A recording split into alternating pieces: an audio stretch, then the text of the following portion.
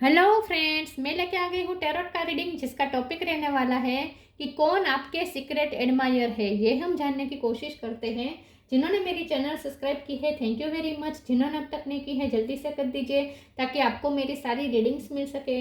आप सबके प्यार और सपोर्ट के लिए थैंक यू वेरी मच। मेरी सारी रीडिंग जनरल होती है, टाइमलेस होती है। जब भी आपकी नज़र के सामने आएगी उस वक्त के लिए आपके लिए मैसेज होंगे, ठीक है। और सभी रीडिंग सभी से रेजोनेट नहीं हो सकती। जितने मैसेजेस लगे कि आपके लिए है उतने लीजिए, बाकी के छोड़ दीजिए। चलिए रीडिंग शुरू करते हैं। सबसे पहले मैं भगवान जी का एक कार्ड निकालती हूँ जो कि हमें बताएगा कि आप में कौन से भगवान की क्वालिटी है। हे ईश्वर, प्लीज़ मुझे डिवाइनली गाइड कीजिए। जो व्यूवर्स मेरी ये रीडिंग देख रहे हैं उनमें कौन से भगवान की क्वालिटी है। ओम नमः शिवाय।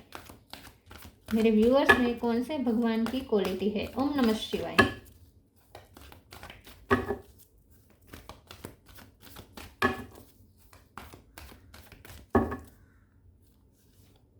Nataraja, lord of the dance, Shankar भगवान का नटराज स्वरूप।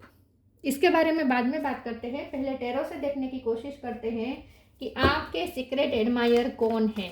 हे ईश्वर, प्लीज़ मुझे डिवाइनली गाइड कीजिए। जो व्यूवर्स मेरी ये रीडिंग देख रहे हैं उनके सीक्रेट एडमायर कौन है। ओम नमः शिवाय। कौन आपको सीक्रेटली एडमायर करता है। ओम नमः शिवाय। ये कोई सेम जेंडर का पर्सन भी हो सकता है, ऑपोजिट जेंडर का पर्सन भी हो सकता है, ठीक है। कोई भी एज का पर्सन हो सकता है। प्लीज ईश्वर मुझे बताएं मेरे व्यूवर्स के सीक्रेट एडमायर कौन है। ओम नमः शिवाय। 8 ऑफ सोर्ड,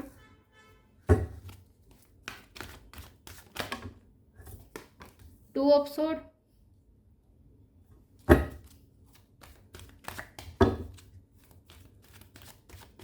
आपके सीक्रेट एडमायर कौन है। ओम नमः शिवाय।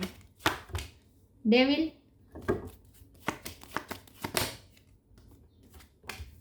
3 of wands, queen of cup, 4 of cup, 7 of cup, knight of cup. Bottom of the deck में है 10 of wands, queen of wands, 3 of pentacle. 3 नंबर इंपॉर्टेंट है। किसी का birth month, birth date.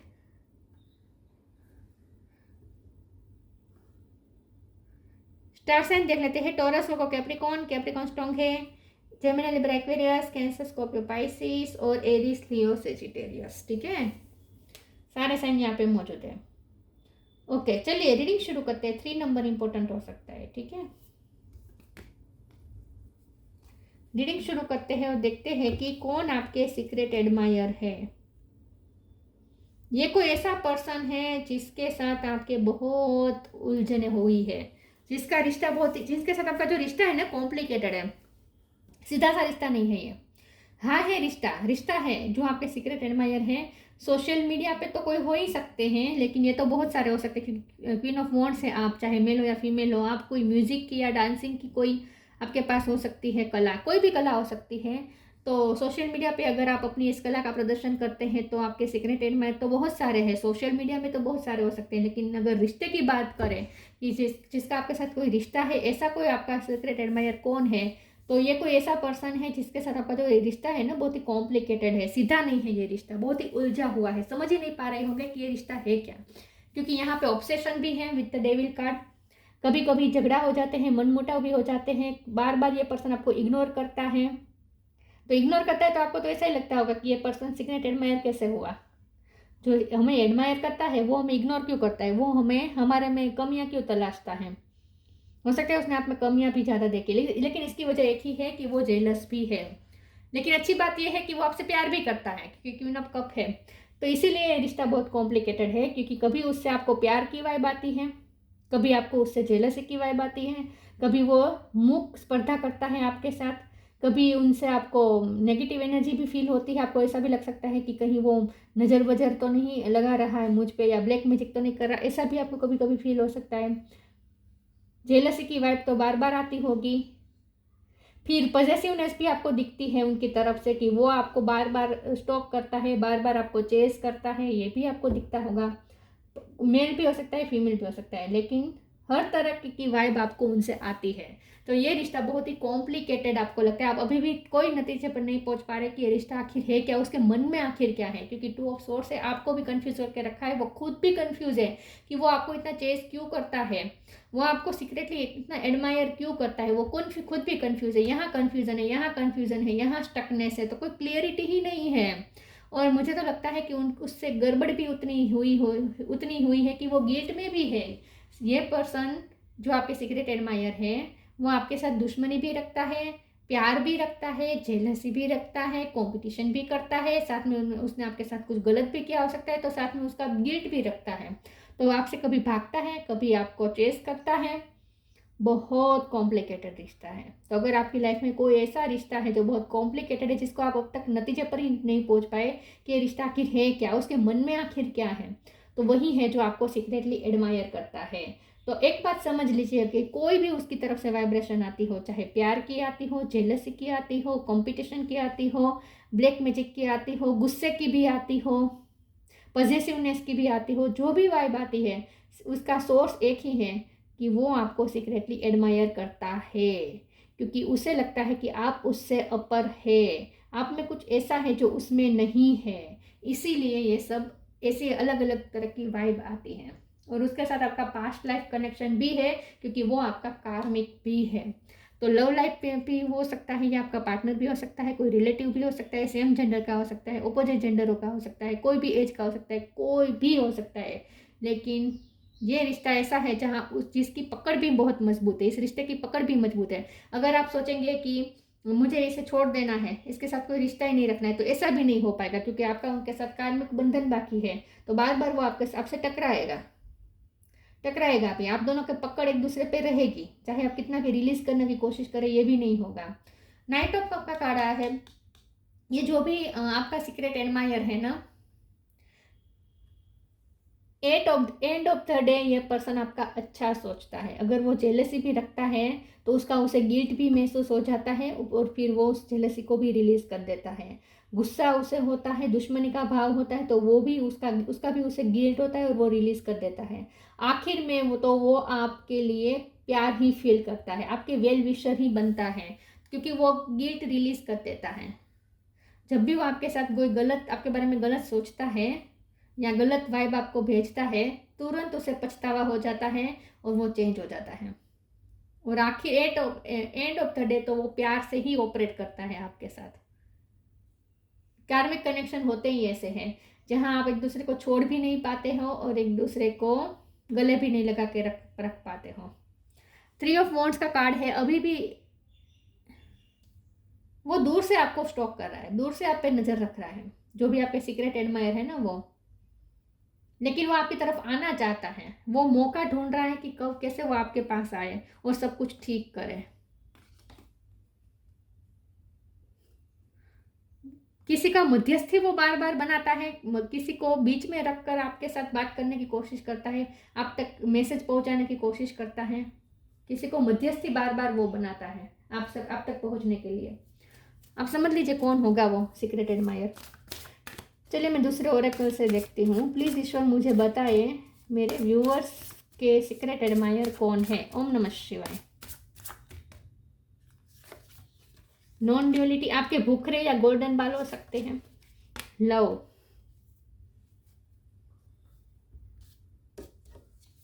non-duality, let your authentic humanity shine forth while also going to the inner divine. You can become fluent at doing both. तो non-duality मतलब कि मैंने कहा ना, एक पकड़ है, आप दोनों के बीच में एक पकड़ है जो टूटती ही नहीं है, आप दोनों एक दूसरे को छोड़ नहीं पाते हैं।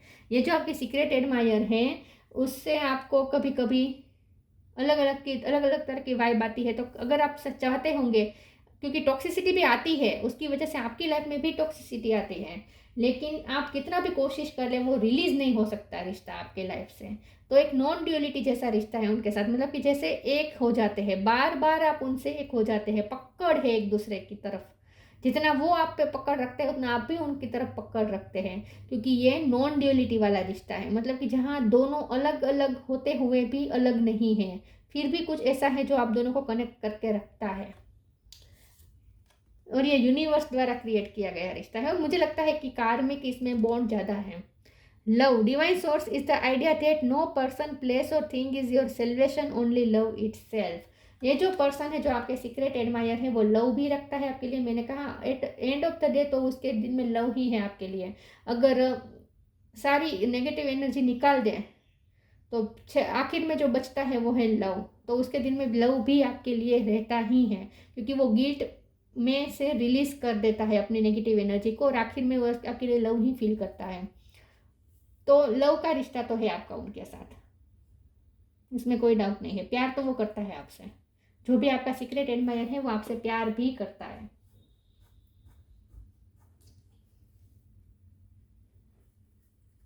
मुझे ना ऐसा लगता है कि आपके पार्टनर तो है आपके सीक्रेट एडमायर, लेकिन अगर आपकी लाइफ में थर्ड पार्टी है ना, और अगर थर्ड पार्टी को पता है ना आपके बारे में, तो वो थर्ड पार्टी भी आपके पीछे क्रेजी है। मुझे ऐसा लगता है कि वो थर्ड पार्टी भी आपके लिए आपकी तरफ एडमिरेशन रखती है।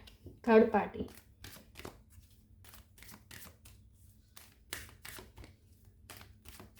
वो भी आपके पीछे क्रेजी है, ऐसा मुझे लगता है। New beginning, let your inner beauty shine. New beginning, let go of the old, welcome the new, which will takes its own time to come and it's possibly on its way. तो मैंने जैसे कहा, ये जो person है जो आपके secret admirer है, उन्हें आपके साथ न्यू बिगिनिंग करनी है। किसी भी तरीके से उन्हें आपकी लाइफ में वापस आना है, और उसके लिए वो मौका ढूंढ रहा है, प्लानिंग कर रहा है। और मैंने कहा वो किसी को मध्यस्थी बना सकता है आपकी तरफ पहुंचने के लिए, लेकिन उसे आपकी लाइफ में वापस एंट्री चाहिए, उसे आपके साथ न्यू बिगिनिंग करनी है।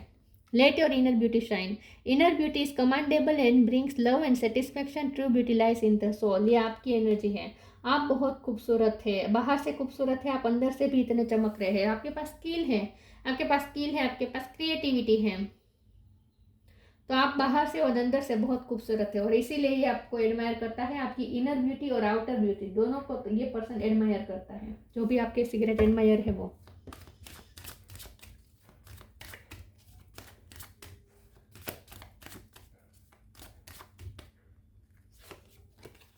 परफेक्शन, फेथ, परसेप्शन, पी पे से किसी का नाम हो सकता है। कन्फ्यूजन, बहुत कॉम्प्लिकेटेड है ये, कन्फ्यूजन क्रिएट करता है ये पर्सन, क्योंकि आपको अलग अलग तरह की वाइब भेजता है। परफेक्शन का कार्ड है, ये आपको परफेक्ट समझता है, उसे ऐसा लगता है कि कोई इतना परफेक्ट कैसे, इसीलिए तो आपको एडमायर करता है। उसे ये इनर ब्यूटी और आउटर ब्यूटी दोनों आ गई। ये आउटर ब्यूटी से भी बहुत अट्रैक्टेड है, और आपकी इनर ब्यूटी से भी बहुत अट्रैक्टेड है, आपको परफेक्ट समझता है। पीछे है आपके पीछे क्रेजी तो है ये पर्सन, आपको परफेक्ट समझते हैं। फेथ का कार्ड आया है, हम इसका एक बार क्लेरिफाई कर देते हैं कि फेथ का कार्ड क्यों आया है। प्लीज़ ईश्वर मुझे बताइए फेथ का कार्ड क्यों है। आपको ईश्वर पे बहुत फेथ है, ये तो मुझे दिख रहा है। फेथ का कार्ड क्यों है? ओम नमः शिवाय। 4 ऑफ सोर्ड्स, फिर से डेविल।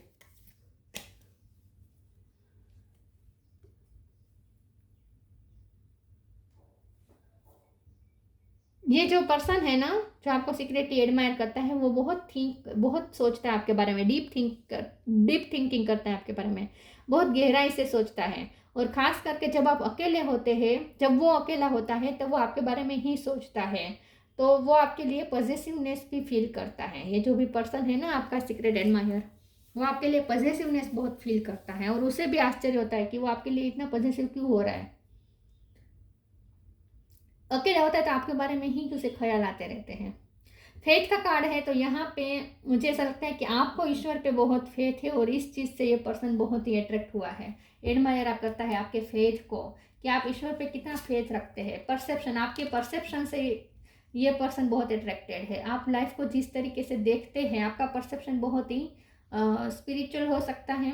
आपको ईश्वर पे बहुत फेथ है, भक्ति बहुत करते होंगे आप, और आप ना बहुत ही अलग विजन है आपका। तो ये पर्सन इसीलिए भी डीप थिंकिंग करता है आपके बारे में, कि आपके परसेप्शन को समझने की कोशिश करता है, कि आप लाइफ को किस तरीके से देखते हैं।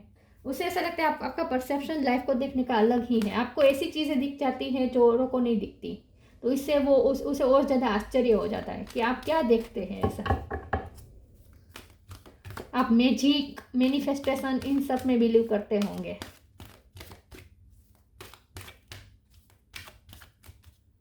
कौन है जो आपके सीक्रेट एडमायर है? Balance, clear your vibe. उसने आपके साथ कुछ तो नाइंसाफ़ी की है। मैंने जैसे कहा ना कि उसे गिल्ट भी खाया जा रहा है, तो डेफिनेटली वो आपसे गिल्ट के मारे भी भाग रहा है, बच रहा है बार बार। तो डेफिनेटली उसने आपके साथ कुछ तो पार्शलिटी कर दी है, कुछ तो आपके साथ अनफेयर कर दिया है। या तो आपका कोई हक ले लिया है, आपको हक दिया नहीं है, या आपकी फेवर में कुछ किया नहीं है उसने। कुछ तो आपके साथ यहाँ पे बैलेंस नहीं हुआ है, तो इस बात का उसे गिल्ट भी है। Clear your vibe. Archangel Metatron, thank you Metatron for clearing my energy field. ये पर्सन इस वक्त गिल्ट में है, उसे ये चाहता है कि आप अपनी वाइब क्लियर करें और उसके साथ न्यू बिगिनिंग करें, तो उसे उसका गिल्ट उसे जीने नहीं दे रहा। तो ये जो आपके सीक्रेट एडमायर है ना, वो इस वक्त गिल्टी फील कर रहे हैं और चाहते हैं कि उसे मौका मिले आपकी लाइफ में वापस एंट्री करने का, और आप अपनी वाइब क्लियर करके पुरानी एनर्जी रिलीज करके फिर से उनके साथ न्यू बिगिनिंग करें, क्योंकि वो आपके बिना रह नहीं सकता। डेविल का कार्ड 2 बार आया है, आपके बिना रह नहीं सकता ये पर्सन। आपकी नफरत बर्दाश्त नहीं होती उससे। ये कोई ऐसा पर्सन है जिसको आपकी इग्नोरेंस बर्दाश्त नहीं होती, आपकी नफरत बर्दाश्त नहीं होती।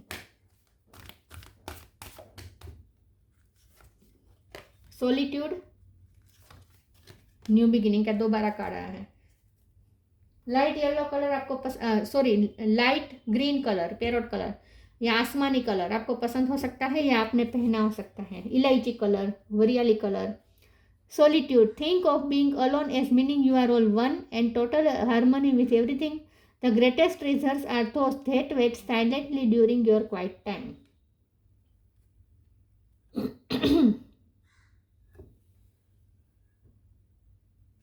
मुझे ऐसा लगता है कि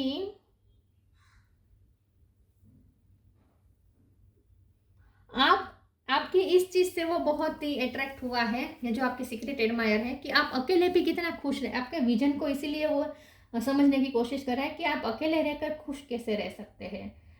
और मुझे लगता है कि आपके अकेले होने की वजह भी वो पर्सन है। उसी की वजह से आपके साथ कुछ ऐसा हुआ, आपके साथ इतनी नाइंसाफी हुई कि आप अकेले पड़ गए।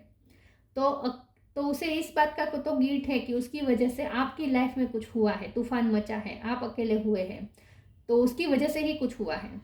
लेकिन फिर वो ये भी सोच रहा है, गिल्ट तो है कि उसकी वजह से आपकी लाइफ में तूफान आया, आपकी लाइफ बर्बाद ही शायद हो चुकी है, कुछ हुआ है, बहुत मेजर हुआ है उसकी वजह से, उसके अनफेयर करने की वजह से आपके साथ कुछ मेजर हुआ है और आपकी लाइफ बहुत ही क्रिटिकल बन गई है और आप अकेले पड़ गए हैं, ऐसा हो सकता है।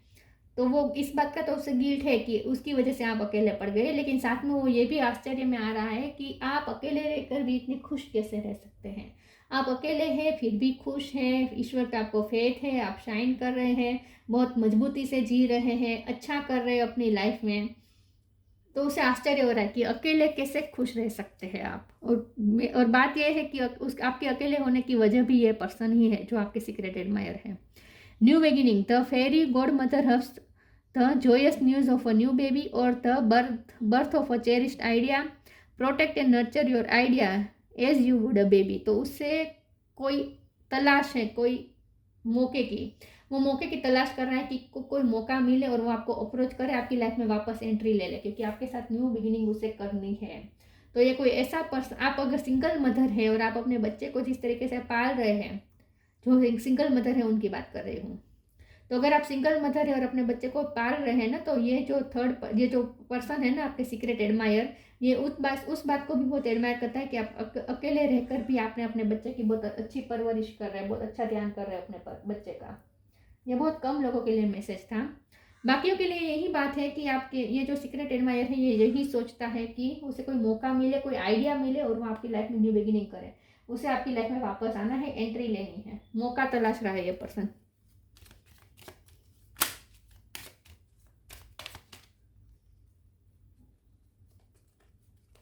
रिलीज, क्लियर योर वाइब का भी कार्ड था, रिलीज का भी कार्ड आ गया।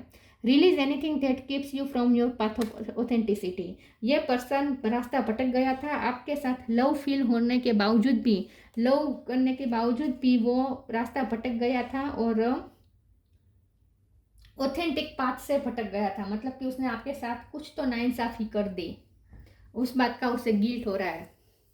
तो वो चाहता है कि आप भी पुरानी वाइब रिलीज करके, क्लियर करके उनके साथ न्यू बिगिनिंग करें। तो ये मौका तलाश रहा है आपका सीक्रेट एडमायर आपकी लाइफ में वापस एंट्री करने का। Nataraja, lord of the dance, fearlessness, आपके फियरलेसनेस से ये पर्सन बहुत अट्रैक्ट हुआ है, बहुत आकर्षित करते हैं आपकी फियरलेसनेस उसे। जॉय ऑफ क्रिएटिविटी, आपको क्रिएटिविटी का काम करते हैं तो बहुत खुशी के साथ आप क्रिएटिविटी करते हैं तो उसे वो देखता है, ये जो सीक्रेट एडमायर है आपकी क्रिएटिविटी को देखता है। Perfection in the arts of music and dance, perfection का तो कार्ड ही आया था, उसे लगता है बहुत प्योर परफेक्ट है और साथ में आप म्यूजिक या डांस में भी अच्छे हो सकते हैं, तो आपकी इस कला को भी वह पर्सन बहुत ही एडमायर कर रहा है। Finding pleasure in all circumstances of life, आप लाइफ के हर पहलू में खुशी ढूंढ लेते हैं, चाहे जो भी हालात हो आप खुश रहते हैं। मैंने कहा ना आप अकेले रहकर भी खुश रहते हैं और आपके अकेले होने की वजह ये पर्सन खुद है। इसीलिए ज़्यादा जो पर्सन गलती करता है ना, आपकी लाइफ में कुछ गलत करके चला जाता है ना, उसके बाद वो पीछे मुड़ मुड़ के ज़रूर देखेगा कि आप उसने दी गई उसने जो आपको सिचुएशन दी उसमें आप कैसे सर्वाइव कर रहे हैं, कैसे संभाल रहे हैं, वो देखने की ज़रूर कोशिश करता है। ऐसा मत सोचिएगा कि कोई आपकी लाइफ को बर्बाद करके आपकी लाइफ से हमेशा के लिए चला जाएगा। कोई अगर आपकी लाइफ में थोड़ा भी तूफान मचाएगा ना, तो जाने के बाद वो मुड़ मुड़ के देखेगा कि आप इस सिचुएशन को कैसे संभाल रहे हैं, क्योंकि गिल्ट उसे घिरता है ना, गिल्ट उसे बहुत ही परेशान करता है, तो वो मूव ऑन नहीं हो पाता। कोई हमारे साथ गलत करता है ना, उसके बाद अगर रिश्ता टूट भी जाए तो हमें लगता है कि अब वो चला जाएगा हमारी लाइफ से, नहीं जाता, क्योंकि उसका गिल्ट उसे जाने नहीं देता। वो मुड़ मुड़ के वापस जरूर देखता है कि आप कैसे संभाल रहे हैं चीज़ों को। और अच्छी बात यह है कि कोई भी कितना भी बुरा पर्सन क्यों ना हो, कितने जानबूझकर भी क्यों ना आपके लाइफ में तूफान मचाया हो, लेकिन फिर भी जब वो देखता है कि आप अपने तूफान को बहुत अच्छी तरीके से हैंडल कर रहे हैं तो वो आपके कायल बन जाता है। फिर चाहे उसने ही वो तूफान क्रिएट क्यों ना किया हो, लेकिन फिर भी वो आपके कायल बन जाएगा। वो आपको बहुत एडमायर करेगा अंदर अंदर से। ऐसा होता है, हमेशा ऐसा होता है। तो कार्मिक भी रिलीज हो जाने के बाद आपको हमें ऐसा लगता है कि वो रिलीज हो गया कार्मिक, उसने जो हमारे साथ करना था वो कर लिया, कर्मा रिजोल्व हो चुके हैं, अब तो वो जाएगा ना हमारी लाइफ से। लेकिन वो नहीं जाता, वो इसीलिए नहीं जाता क्योंकि मुड़ मुड़ के वो देखता है, क्योंकि गिल्ट उसे परेशान करता है, तो मुड़ मुड़ के वो देखता है। और जब वो ये देखता है ना कि आप अपनी लाइफ को बहुत अच्छे से हैंडल कर रहे हैं, तो वो आपके कायल बन जाता है। तो हमेशा जब कोई आपकी लाइफ में तूफान मचा कर जाए ना, तो हमेशा हमारी लाइफ को बहुत ही फियरलेस होकर ही हैंडल करनी चाहिए, क्योंकि वो देखता ज़रूर है कि हम कैसे हैंडल कर रहे हैं। और जब वो ये देखता है कि हम फियरलेस होकर हैंडल कर रहे हैं, तो वो हमारे एडमायर बन जाता है, हमें एडमायर करता है मन ही मन। और अगर हम रोते हैं हमारी सिचुएशन में, उसने जो तूफान मचा के वो चला गया उसके लिए हम रोते हैं, तो वो उसे गिल्ट भी बहुत नहीं होगा, तो उसे गिल्ट नहीं होगा। अगर हम फिर बहुत अच्छी तरीके से सिचुएशन हैंडल करेंगे ना, तो उसे गिल्ट भी होगा और साथ में वो एडमायर भी करेगा हमें, और हमसे कुछ सीखेगा कि ऐसे जी जाती है लाइफ। तो ये थी रीडिंग। अच्छी लगी हो तो लाइक कीजिए, शेयर कीजिए। मिलते हैं नई वीडियो में, तब तक के लिए गुड बाय। ओम नमः शिवाय।